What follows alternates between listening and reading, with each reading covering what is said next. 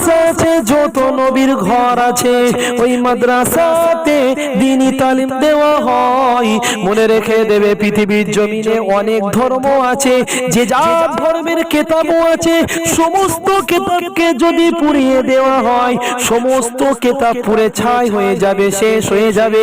কিন্তু মনে রেখে দেবে, মাদ্রাসায় যে তালিম দেওয়া হয়, আল্লাহ পাকের কালামুল্লাহ কোরআন শরীফ শিক্ষা দেওয়া হয়, ওই কোরআনকে যদি পৃথিবীর জমিনে পুড়িয়ে দেওয়া হয়, কোরআন তো পাতার তৈরি, কাগজের তৈরি, পূর্বে ঠিকই কথা, কিন্তু রাতারাতি কোরআনে হাফেজকে দাঁড় করিয়ে দেওয়া হবে, আর বলা হবে সূরা ফাতিহা শরীফ থেকে নিয়ে না শরীফ পর্যন্ত তেলাওয়াত করো।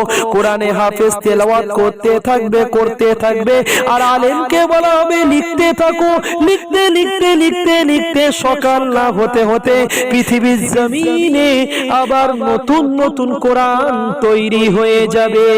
তাই এই মাদ্রাসাকে ভালোবাসতে হবে।